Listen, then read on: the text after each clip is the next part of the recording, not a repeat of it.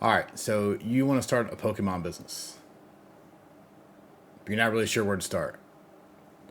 Allow me to show you kind of where I've started at. We've been doing this for about a week. Full disclosure, I am a retired Navy veteran. I do not depend on this for my income. This is more of a training session, if you will, for me and my son. As discussed in previous videos, the goal was to kind of teach him about entrepreneurship, teach him about how to run a business. I have done this before, mainly rip and ship with Navy vet cards. You can go find that stuff on TikTok. Still up. I think the website's still up too. A little bare bones. When I was running that business, we did get it up to about $1 million annual revenue in about 12 months. And then I was running that business by myself. I was doing rip and ships. Was completely blessed with a great customer base. It just got too much too fast. Cash flow was a major problem, especially with TikTok back then and whatnot. Back then it was, you do the rip and ship, you ship it out, and it would be like 14 days post delivery that you would get a payment back. So it took a few months to actually get to a spot where you could actually do rip and ships daily. And I did eventually get there, and once I got there, it was awesome. It was great. That was extremely challenging. I learned a ton of lessons. I had never ran a website before. I had never did TikTok. Obviously, I didn't have it when I was in the Navy. I had never done any of that stuff. We got to TikTok up to about 7,000 followers. That was a great learning experience trying to make videos. So yeah, so I do have some experience in this. I'm not a first time starting off and doing this kind of thing. I did stop that Navy vet card business after right at 2 years. It was just I just couldn't take it anymore. It was just too much. I was, wasn't able to spend time with the kids.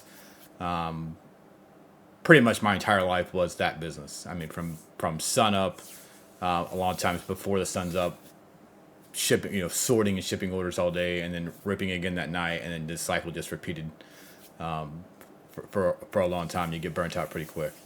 And that was mainly sports cards: football, baseball, basketball. One thing I did learn from that though is that while I loved sports cards, and I always have since I was a kid, and I love collecting. They always say be careful what you ask for. You turn your hobby into a job. You turn out that you kind of get burnt out. And you don't love the hobby as much. And I will say that is true. It was hard for me to even rip a pack of cards after that because I ripped so much. So anyway, so I took a break from that, and now that my son, he's 10, going on 11, he's really big into Pokemon. He wants to do this as well, and I thought this would be a perfect opportunity to take my past experiences, kind of how to set everything up, teach him how to open a website. We did a Shopify. He sat there with me the whole time. We came up with a name. We came up with a logo, and all that stuff. We set up all the accounts. I showed him how to do everything. So he's getting this with me at the same time. So where did we start? Now you're going to see in the slides I have back here that we started with 6K, not necessarily 6,000 in cash. What we decided to do, because I wasn't going to take any money from my personal money, was to sell stuff that I already had laying around, right? So we sold a bunch of stuff on eBay. We sold stuff around the house that we had. We sold clothes. We sold some of my personal collection. Pretty much anything that we could to get rid of to give us a good starting point. I knew I wasn't going to sell sealed right away, and I'm definitely not interested in doing rip and ships with Pokemon. I don't see myself ever doing that again. For me, I knew seal was going to be a harder barrier of entry to get started, just because of how distribution is and how hot Pokemon is right now. I'm not really interested in trying to do that. And even if I did, was able to get distribution, I wouldn't have enough money to make a difference, to even make an order. And on top of that, from everything I've seen around the community, there's no product anyway. So it would get us nowhere fast. And part of this, I want to teach my son negotiating skills, where to source product, how to treat people, how to do customer service, deal with real world events, real world struggles, finances. He's going to have to balance a budget and not overspend on things, understanding there's fees and cost to doing everything. So that's kind of why that's the real kind of nuts and bolts of what we're doing here. So the 6K was not in cash. I think I had $700 or $800 that I had kind of saved up, just kind of a side project. And then the rest of that was we hustled, we sold stuff at garage sales. We saved up as much as we possibly could to really kind of get it going. So here's our current inventory. We focus mainly, our business model for now at least, is all singles, right? So we did a bunch of card shows. We bought a bunch of stuff in person. We sourced a lot of stuff off eBay, and mainly our goal is to buy raw singles and then grade them. You can see that the current raw values, raw cost of goods that we've done so far, we're at about $2,800 that we've spent just on straight raw singles. $1,500 of that is at PSA currently. So I'm giving this so you can see kind of full transparency where we're at, and then that's going to be tied up for a few months, and you'll see here in a minute. I may have started a little too fast on that. I sent in almost 100 cards. I probably should have spaced that out a little bit and did a little bit better job of that. And then tag, we have about $732 in raw cards.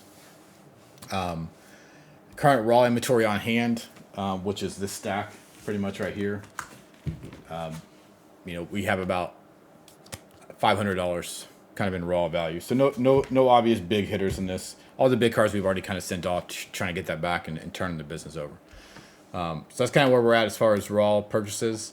Now let's talk about the fees and kind of where I stand as far as my submissions goes.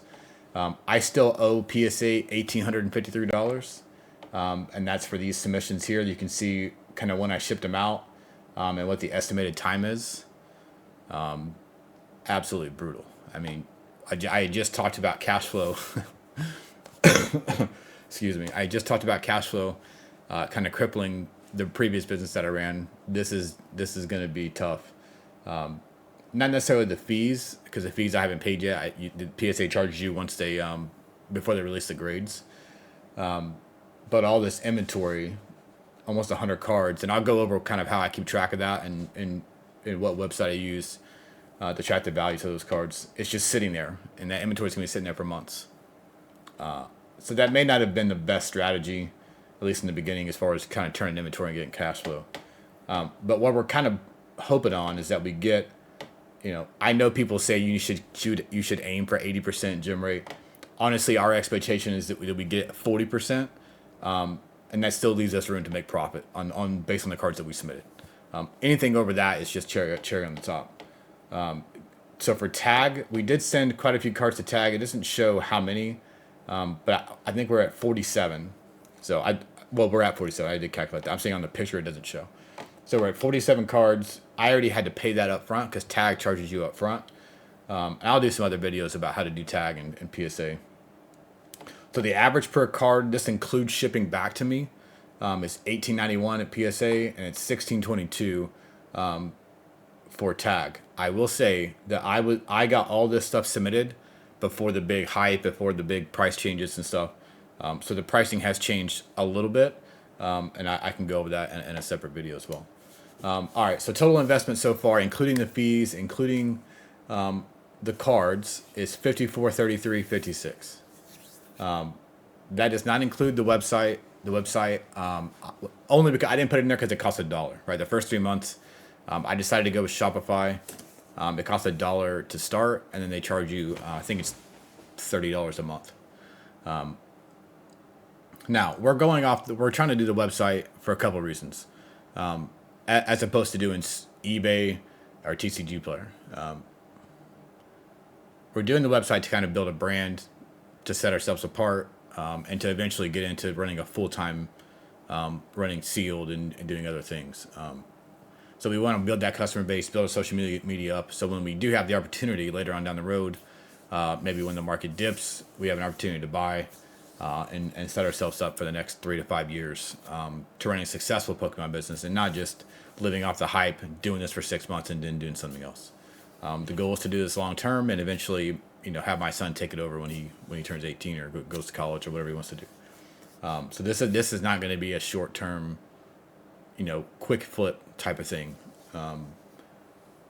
So right now, our goals right now are to mainly focus on buying singles, selling the raw cards that are near mint, and even the ones that are not near mint. I mean, if they're lightly played, we can sell them on TCG Player. But near mint copies, we'll focus on eBay and focus on our website as well. And then we'll save 30% of profits. The goal right now throughout the entire year, obviously putting aside money for taxes, but 30% of actual net profit, we're going to set aside and save that for sealed opportunities. For when we actually ever do get a distributor, if that's ever the case. We're not opposed to selling Japanese or Korean products, but again, we're not in a good spot right now to even do that. The prices are just too high. The margins are very, very, very, very thin, and we don't have the social media presence to do that right now. So we will do that. That's something we will be doing in the future. All right, so some goals we have for the business is to do at least 4 shows by the end of the year. Now, I don't necessarily mean to sell at shows, more buy at shows, right? Because we're trying to focus everything towards the website and get our brand recognition. I'm not opposed to selling at shows, but I'll be honest, I've never done it. I've never sold at a show, so I can't speak on what that's like. But I'm pretty confident I could buy at shows, right? I think that's a great opportunity to get a table instead of sign up saying I'm paying whatever percent of comps, and just sit there all day and comp cards and trying to get cards below market, specifically for grading, right? I'm not opposed to just taking raw cards and flipping them, but we're kind of focused on grading because there's a lot more upside with that. Social media goals. We set these up as kind of a barometer for to compete against ourselves. One thing I will say is not to compare yourself if you're starting out, not to compare yourself to Poke-Any or any of the other guys.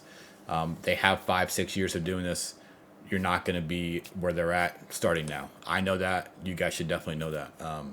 This is a slow churn. It's not going to be quick. YouTube channel by 300 subs. To me, that sounds like a lot. YouTube is hard. It's a lot more difficult than TikTok. It takes a lot more effort, a lot more planning to get that going. TikTok, if not banned, to get to 1,000. I think the TikTok, just organically, you can get to 1,000 pretty quickly if you post every day, and then Instagram to 250. I am not in any way, shape, or form an Instagram expert. I've really never used it personally, so that's going to be hard. That's going to be hard for sure. 50K in revenue on the website. That is the goal for the entire year. I fully expect that we're going to be able to meet that goal eventually. We do expect it to be a slow churn as we don't have a lot of inventory, a lot of graded cards on there. But I think once we get up and going and we can prove ourselves, I think we'll get there. Action steps. So this is kind of where we're at as far as sourcing inventory. All this stuff we are already doing. We've already done. We've proven it. We can get cards in the market. We can negotiate pretty well. He's been negotiating, my son. Source inventory locally, Facebook. I'm talking about not just Marketplace. If you just put Pokemon TCG and then put your city, they're going to see, I guarantee you're going to see Facebook groups for people in your city that have Pokemon cards for sale. And a lot of people, for whatever reason, just like any other thing, they need cash too, and they will sell their cards, and you can get them at 60, 70, 80% market value. I firmly believe that if the bigger, the bigger lot that you're buying, you can definitely get a better deal. Try to be as fair as possible, when you're dealing around, because you want to have repeat buying opportunities. So don't try and screw anybody over. Just be patient. Put some good karma out in the world, and it'll come back to you. I firmly believe that. Provide raw and graded values at market price or below always. I'm gonna try my hardest to not overprice stuff on the website, whether it be sealed or raw or graded cards. Our goal is to be at a market MSRP at all times. I'm not naive to think that market prices aren't going to rise, especially once I start getting into sealed. I've seen it. You've seen it on YouTube as well. When distributors are charging above MSRP already. But our goal was to not be scalpers. Our goal was to not be 3, 4, or 5 times the MSRP or the current market rate on TCG Player. That's just not going to happen. We are going to try and be good stewards to this community, and we're going to provide value as best as we possibly can. As you can see, the last one is provide world-class customer service at all times. That's something that has been ingrained in me since I was a kid, and that's something I'm ingraining into my son as well, to provide good customer service. Doesn't mean the customer is always right, but it does mean that we will act professional. We will treat customers with respect, and at least listen to their concerns and what their problems are, and see if we can come to a solution and figure it out. So that's all for my little PowerPoint presentation. I did kind of want to show you kind of what we've done, where we're at currently. This is Pokedata.io. So you can either use this or Collector. For the raw values, I just use this. And then for the PSA 10, I'll explain why I did this in a second. This is all the cards broken down by submission of kind of what we have submitted already. And the thing I do like about this is that I can keep track of the raw values over time while it's sitting at PSA. It's just something I can keep track of. And also, you can kind of remind yourself of what you have coming and what you have coming back. I don't expect all these to get 10s. We did pre-grade these pretty hard. And we only sent the best cards we possibly could. So obviously, you can see I overpaid on some of this stuff, and I'm doing pretty good on a lot of other ones. So it's just good to see. This was kind of our first crack at it when we first started back in January. We didn't actually start the business in January, but we're literally 1 week in today. Today's since launching the website. That's what I consider kind of starting the business, is the launch of the website. So you can see we sent 20 cards. I mean, these are nice cards for sure. So you can keep track of the kind of what you paid for it and kind of where the market sits at. And then we did the same thing for all of these. So you can go back, you can kind of see we spent $377. These are the cards that we submitted. Some of these we did pull, so we did open some wax. We can't run the business without opening wax, right? So we did open up a few boxes. I'll let him open up quite a few. So some of these he actually pulled himself, and he wanted to grade and then provide that to the business. So not all of this has been just straight up purchases. And again, you can kind of see kind of where we're at. We're way over on this, 360, 330. I do love that card. That card's sweet. It's kind of where we're at. So you can kind of see all these cards that are sitting at PSA. When they come back, we'll do videos and do social media, and all of these will be on the website. We're not going to put them on eBay. We're not going to put them on TCG Player. I mean, not TCG Player, but eBay or locally or card shows. We're going to put them on the website.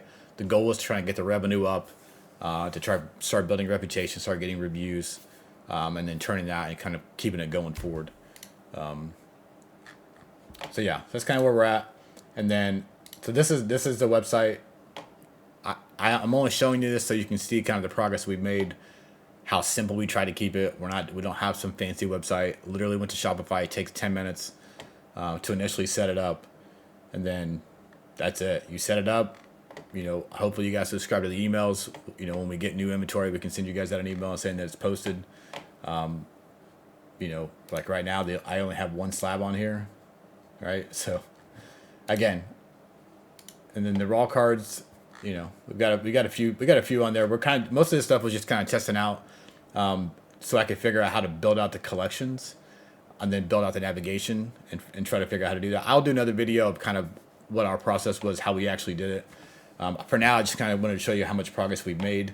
We were able to get the social media things up here on the top, and they're also kind of running on the bottom over here to the right. You will have customer accounts. We have a little bit of supplies. A lot of this stuff I have left over from when I was running Navy Vet cards. I do have cases of this, and I have cases of these. And then we kind of, our idea was to kind of put, if you want to just look at raw cards, you can go here, look at raw cards. You want to look at graded cards. Then we also thought, a lot of people like to search by TCG Player, search by the set. So then we're like, okay, well, let's just organize everything by set. Obviously, there's something there. So this will have raw cards or sealed based on the set, right? We thought that'd be a kind of a good search point. And you can also search here. You can search whatever you want. It'll pop up on the website. So yeah, that's kind of where we're at. Obviously, we're open to any feedback, criticisms on the website or social media. Anything I can provide to the community and try to help out, we're going to try and do that for you. So again, if you haven't followed us or subscribed, we'll provide weekly updates, kind of where the business is at, kind of what we're doing.